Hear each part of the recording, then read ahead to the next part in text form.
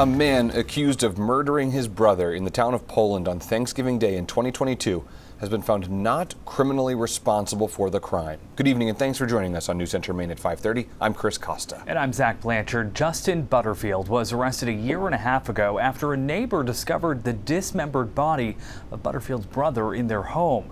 He will now go to a psychiatric facility. News Center Maine's Jack Molman was in court today and joins us with more details on the case. Jack?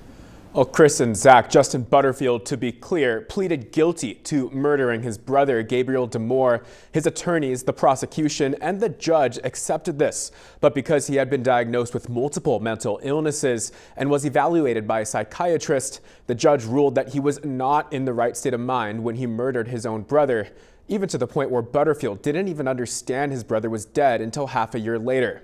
We want to warn you that some of the details of the crime are disturbing.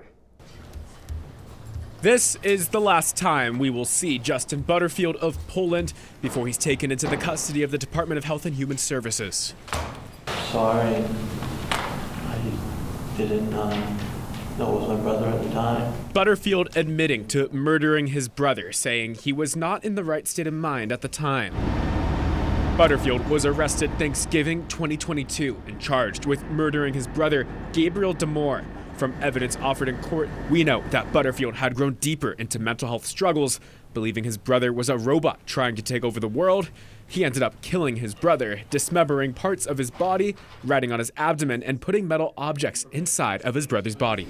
He regularly was hearing voices confirming this delusional belief. That's psychologist Sarah Miller, who performed psychiatric evaluations on Butterfield. She says Butterfield exhibited symptoms for 4 years before he committed the murder, and that he was diagnosed with schizophrenia, delusional disorder, and substance abuse disorder. She eventually found that Butterfield was not able to comprehend the severity of his crimes, and therefore should not be held criminally responsible. This happens too often. Yesha Provencher, Butterfield's ex, says before his illness took over, he was a good man. I'm a person that knows him and knows what kind of father he was and what kind of individual he was. Now she's fighting to make sure people who need mental health treatment can get it before they hurt others. The more people are talking about it, the more people are getting excited about it and wanting to change. If someone has a lack of awareness, the compassionate care is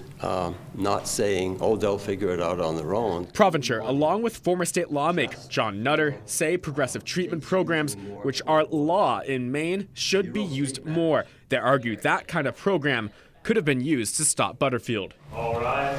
And as Butterfield leaves the courtroom, Provencher can only hope he can get the help that he needs now. And I'm thankful for the outcome. I just wish that it never came to this point.